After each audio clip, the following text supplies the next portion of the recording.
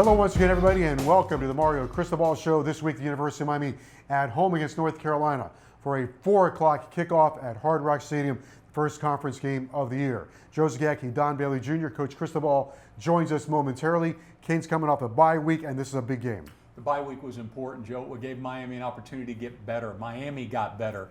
They went and reviewed, of course, Middle Tennessee. They improved upon everything that they needed, and conference play starts on Saturday, and it's against an opponent Miami has struggled with for the last 3 years. Coach Cristobal will talk about his quarterback situation. Carolina's quarterback is elite. He absolutely is. I guess if the votes were started today, he'd probably be picked the best quarterback in the ACC. Okay, Miami and North Carolina, 4 o'clock at Hard Rock Stadium. Up next, University of Miami head coach Mario Cristobal.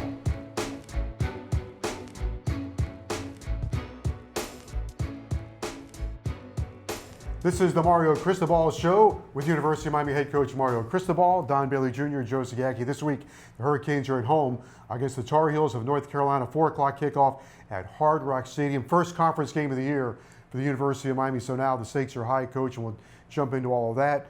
Just coming off a bye week, you had the game against Middle Tennessee. How did you use the bye week?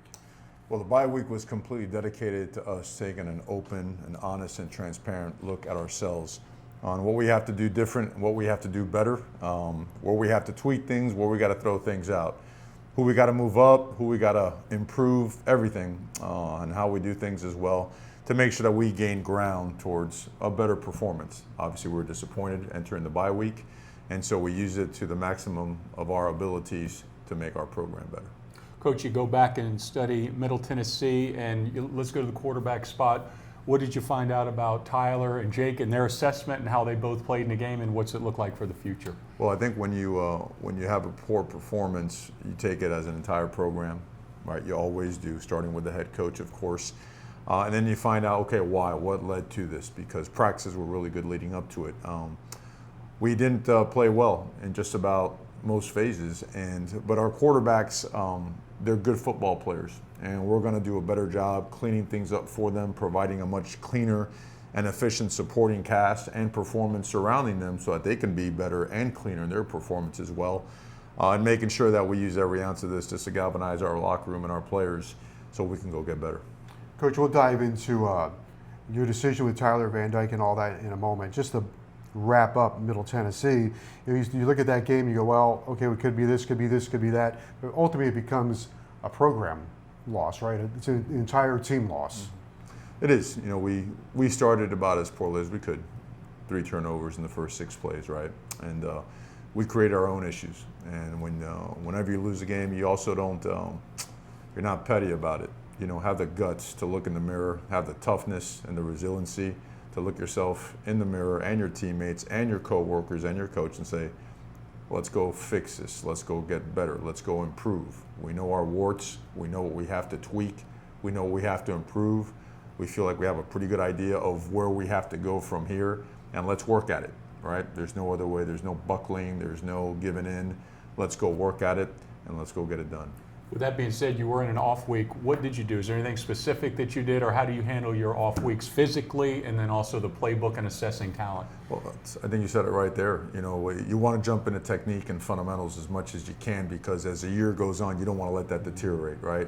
Your pad level, your use of your hands, leverage, half position, technique, and everything, right? You know, we had some issues in certain concepts, both offensively and defensively. You know, is it the detail? Is it what we're trying to do with personnel? Is there a way to fix it? Is there a way to make it better? Or do we just have to move on and go to another scheme, to another technique, another play call? Those are things you do in the bye week. And you find things that you feel, okay, we have a lot more confidence in this. We're going to go in this direction or do a little bit of that. It's a complete program assessment while you still continue along the lines of hard work and physicality. You did make the announcement that Tyler Van Dyke is your starting quarterback here against North Carolina. That is correct.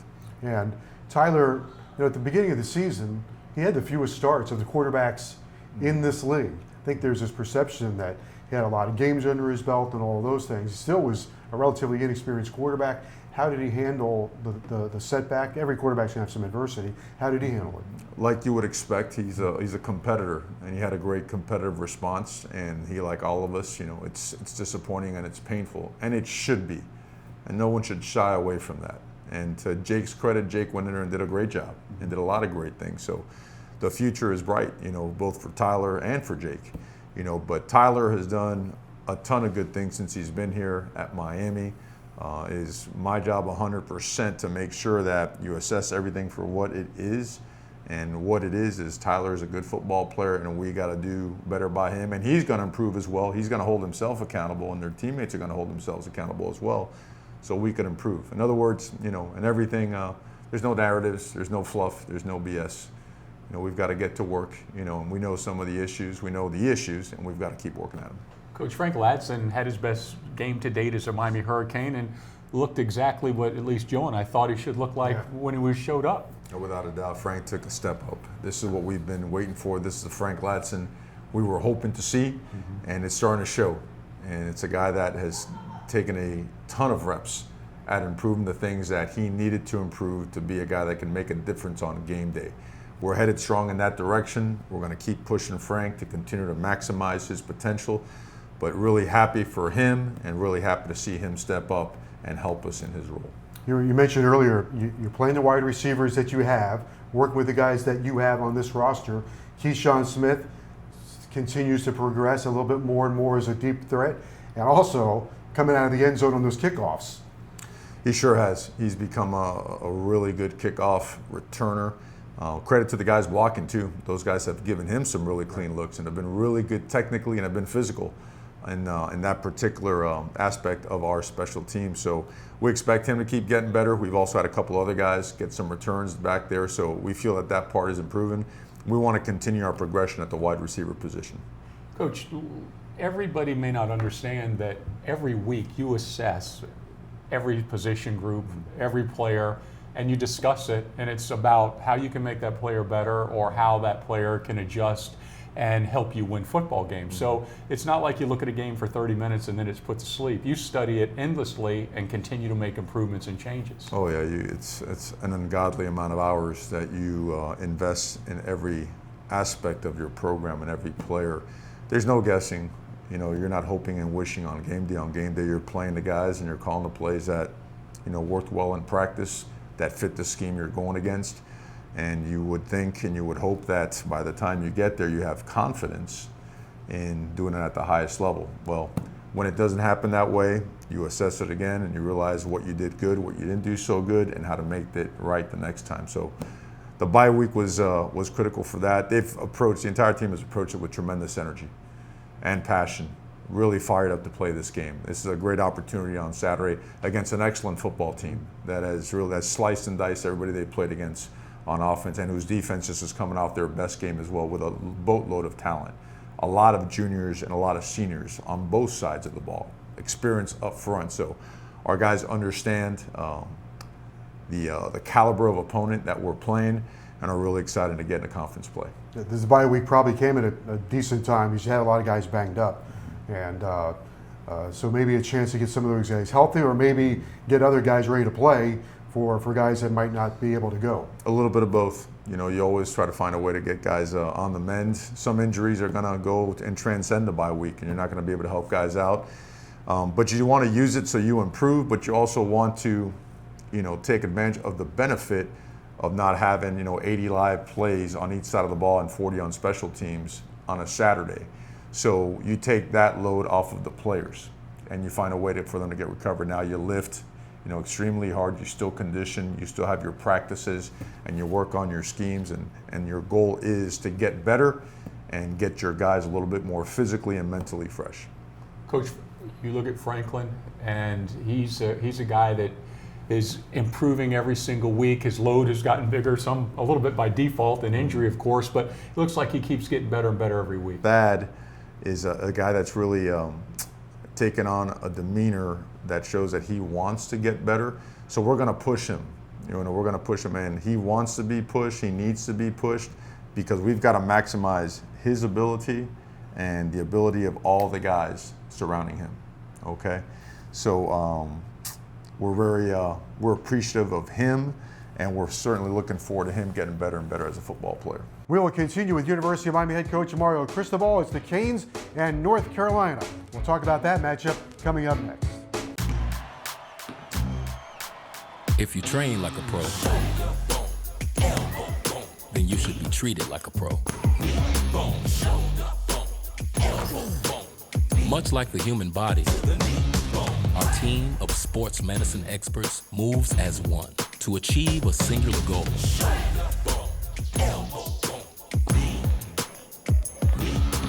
Recover your game.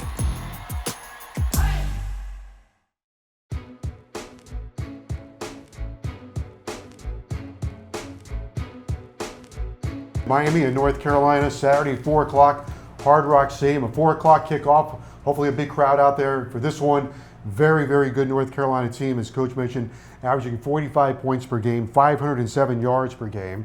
Quarterback Drake May, #1 in total offense in the league. And a sidebar, I think in the last 3 times they've played the University of Miami, they've got off to a quick start. So they come in with a hot set of dice. Yeah, they're a very talented team. They've recruited very well. I think Mac Brown is this is year 3 or year 4 in his tenure. And when you do that, you know, you're able to pick up a lot of the pieces that fit their system well. You know, Coach Longo has done an unbelievable job with their offense. Coach Chiswick has just gotten there, but we know his resume for years has always done a great job defensively. And they got a lot of talent, a lot of length, a lot of size, athleticism, and explosiveness. So they've done a really good job. You know, they've had one loss, it was against Notre Dame, where, you know, things kind of didn't go their way, but a credit to Notre Dame, they played a great game. So really good football team, and one that our guys are really excited about. They know that they're good. They know the importance of conference play, and they know you only get 8 conference opportunities to determine where you're going to be at the end of the year. So I'll focus on this one. Let's go back to that, Coach, about conference football. And you go through the first 4 games, and you play Miami football, you're learning, but now it's time, right? Because the conference is a whole nother season in its own right. Sure, it's analogous to the NFL, right? Your conference play determines who plays, you know, at the end of the year for certain bowl games, right? For certain conference championships or whatnot.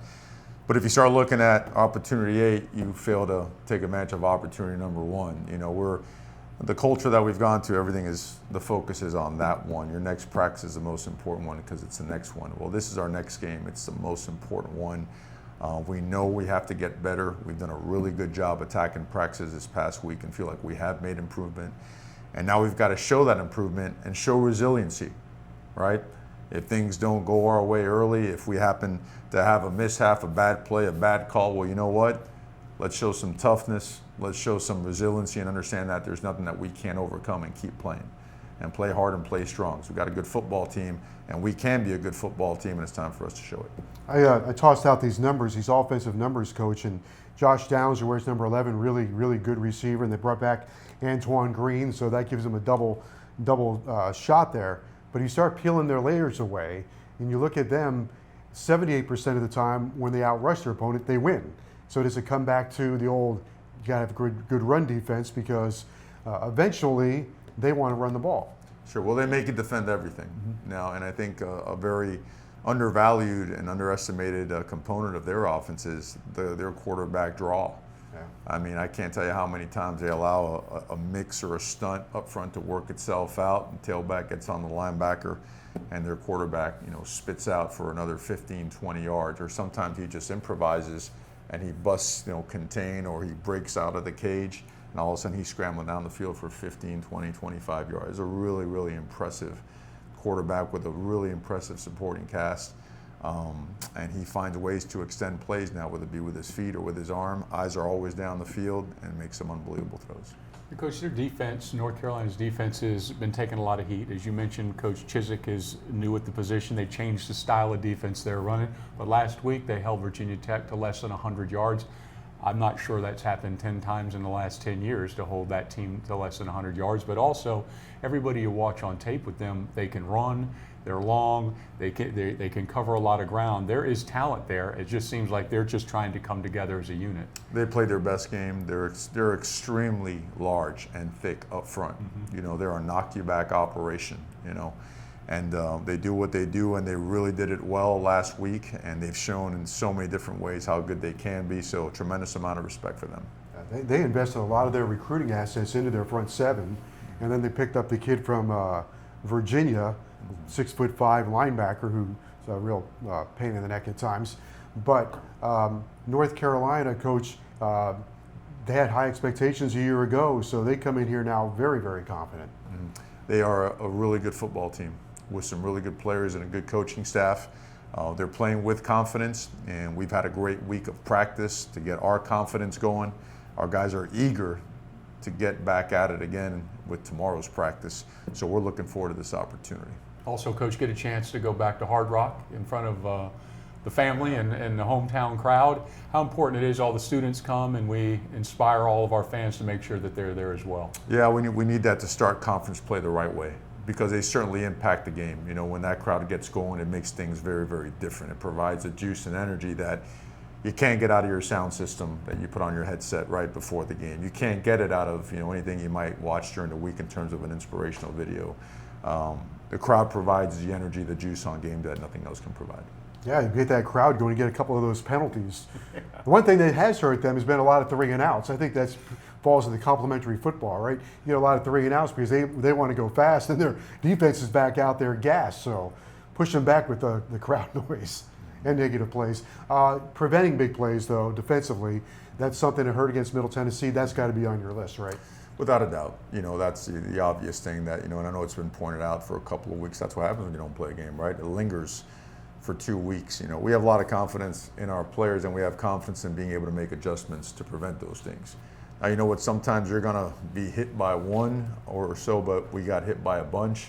And the most important thing is not pointing a finger at a guy. You don't do that. You know, you gotta assess it. Can we improve it technically? You know, can we do it physically? Do we have to check to something else? How can we provide help, assistance, whether it be technically, whether it be fundamentally, or whether it be schematically, to have a better result, right? Just go right to the process, do that, make sure that it's instructional, that it's fundamental, that it's intentional, and that we get a better result, and that we do it together, as opposed to all that nonsense that goes on nowadays with people pointing fingers. We ain't doing that here. We got work to do. We knew it, we know it, and we're all excited to do it. Other thing is, Coach, in an off week, a lot of times you go and out recruiting. Tell us as much as you can about what was done. I know you can't say specifics, but how do you handle the off week in recruiting? Well, business doesn't stop. You know, that's a part of the business and the industry where it's critical, right? It's the lifeline of your program, your roster. I mean, this is a personnel-driven industry. I think it's obvious to players out there around the country. They see the great future for the University of Miami. They see the investment. They see the resources. They've seen us in the different spots and stops we've been at, where similar situations, and all of a sudden, boom, a short time after, you're winning at the highest level. And that's been at every stop, with just about every coach on this staff. So it's our process has stood the test of time. It's real, and I think it's very obvious to the players and the parents that it is. And so we feel very confident that we're going to be able to continue to bring in high caliber talent to this roster. And Coach, it's nice to see some of the players that are committed have stood up and said, we're excited about going to the University of Miami. We understand what the future brings. No doubt. You know, sometimes, you know, with change and with rebuilds comes some growing pains, and that's okay. That's part of it. You know, we're working really, really hard. The attitude has been really good. We got to increase our capacity for work. We got to increase our capacity for improvement. And we've got to do it together. There's no fraying or none of that stuff. Let's make sure that we continue just moving forward. And along those lines, you're great at relationships, and the guys you brought in here are not only really good on the field, your assistant coaches, but they're really good in building relationships as well. Mm-hmm. They are, and that's critical. Connection is critical, right? You've got to be connected to your guys, and we've been around each other for 9 months now or something of that nature. So it's a good start, but there's still a ways to go, right? You learn more and more from each other as the days and the weeks go by. That's really, really important, you know? And then you got to be great teachers, right? No matter, get back to teaching, right? It's like the best parents probably do and say things 5,000 times over until it sticks, right? And that's how you train a competitive response, how you train a technique and a fundamental. And you don't let anything get in the way of that. You get on it and you stay on it. Coach, when you're assessing North Carolina, I'll go back to them for a moment. What is their game plan offensively? What do they try to accomplish down in and down out? As Joe mentioned, you know, the run game isn't there, but they found other ways to find yards in that category. Yeah, they make you defend every part of the field because they'll stretch you horizontally and vertically. they will, they use the draw game as well as they, as well as they push the ball down the field. They've done it with their intermediate stuff. They've done it with their quick game. They've done it with their screen game. They protect really well. Their play action stuff is really good, really explosive. They create matchup issues with some of their formations, and they go to tempo, then they come off of tempo, and then they do a great job running counter, split zone, wide zone. I mean, they've got a large menu, and they make you defend it all. And those guys, for the most part, have been in the system for a couple of years now. So you see the receivers and the O-line, the tight ends, they operate very efficiently. You don't see bust, you don't see mental mistakes, and they're able to play physical, and they do a great job for the quarterback, who in turn has done a great job since he's gotten in there. I wanted to sneak in here real fast. You mentioned Arroyo might not be a go on Saturday, but Skinner against Middle Tennessee had another nice grab, very fluid. I thought it was a touchdown. In the first game he played, snatched one out of the air, so you can see how smooth he can be. Sure, absolutely. A guy, thank God we got him here early and got him here for spring ball. You're starting to see those dividends now, the way he is starting to play, the way he's coming out of his hips in the run game, the way he can stretch the field in just a large catch radius now. You put in the vicinity, he's going to find a way to grab it. Just monster hands, right? Long arms, and a spectacular human being. I mean, really a hard-nosed, tough guy, raised the right way, awesome parents. Very glad to have him here. Coach, do you think people realize how hard it is for a true freshman from any era and any time to come in and start in college football, and how rare and how difficult that is? I mean, even in today's world, with the diet you have and the support staff and the strength and conditioning, but the classroom, they're just hit with so many different things. It's a big task to expect a young man to come in and start. Oh, it is. You've got to not only have elite talent, you've got to have elite self-discipline because of all things that come with it. You've got to, if you want to do that, you want to be great, even if you have elite talent, you really don't have many choices. You've got to either do this or you've got to do this. You've got to do that.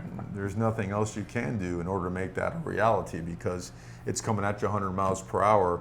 And think about it, every single week, it's a new opponent, so you've got to tweak things. So no matter what you learned in the summer, what you learned in the springtime, there's going to be some changes. There's going to be some adjustments. And for some guys, after reviewing a tape on Sunday, going to class on Monday, you come in Tuesday morning, it's like speaking a whole different language. Sure.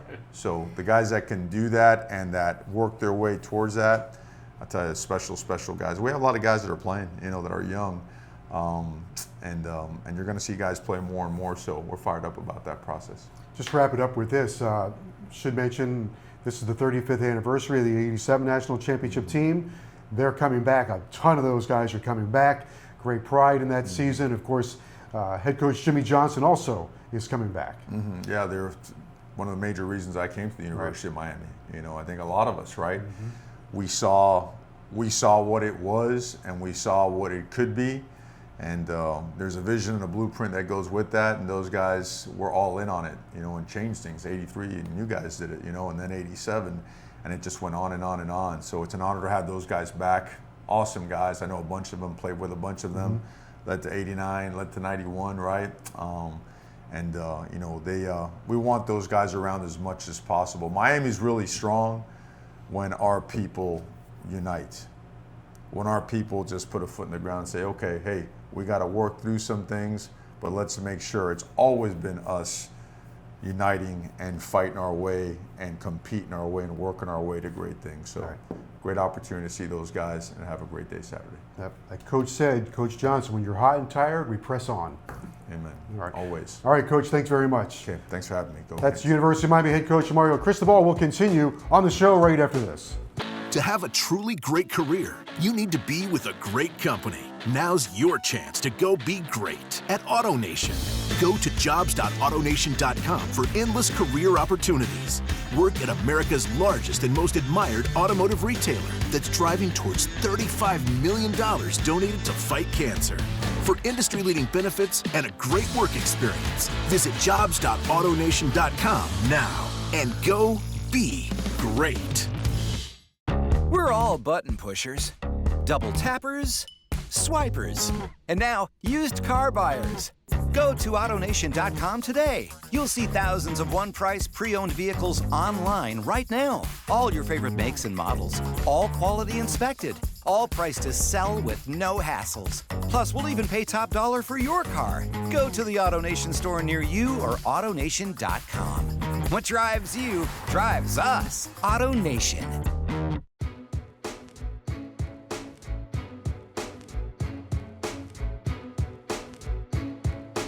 For University of Miami head coach Mario Cristobal and Don Bailey Jr., I'm Joe Zagacki. Thank you for joining us. We'll see you next time right here on the Mario Cristobal Show.